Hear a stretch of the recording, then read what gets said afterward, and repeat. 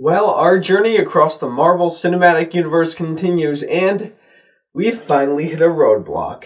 Let's talk about Thor the Dark World, or also known as the worst film in the Marvel Cinematic Universe.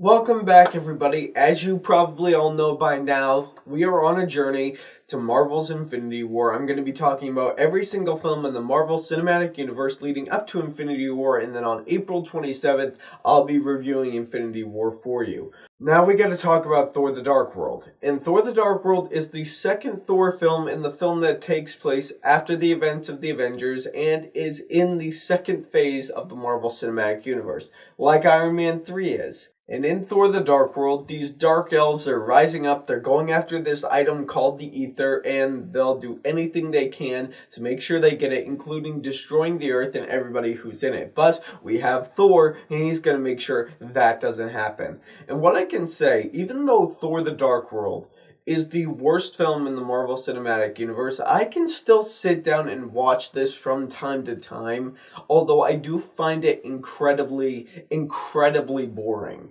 I mean, for the most part, the best things about Thor the Dark World, number one, is the chemistry between Thor and Loki. That is great. Tom Hiddleston and Chris Hemsworth, they nailed these roles to the T. They are fantastic at playing these characters. They've proven it time and time again throughout the entirety of the Marvel Cinematic Universe. And they do such a great job here. And the action scenes. Honestly, the action scenes in Thor the Dark World are some of the best that are in the Marvel Cinematic Universe. They're some of my favorite because they're just so unique and so awesomely put together that I could watch these scenes over and over and over again, even if I didn't watch the rest of the movie. But where do my problems come in?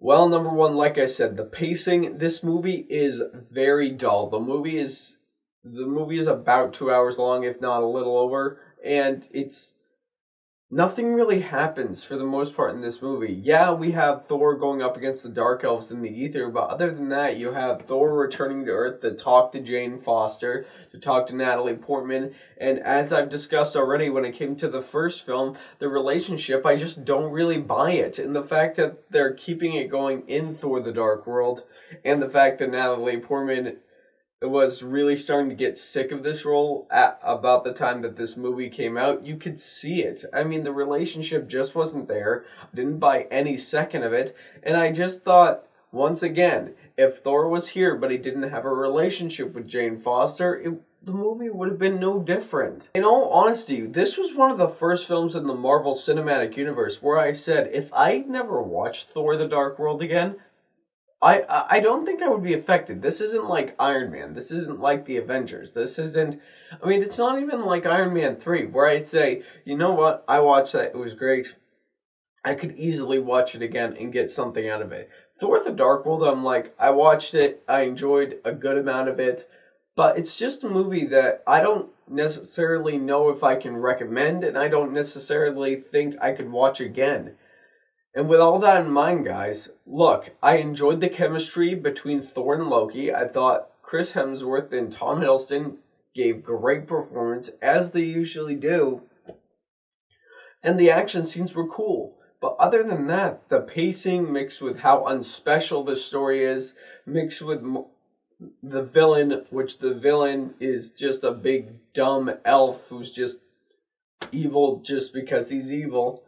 I mean, this is a film that is... It's almost like Iron Man 3, where it's pretty poorly put together.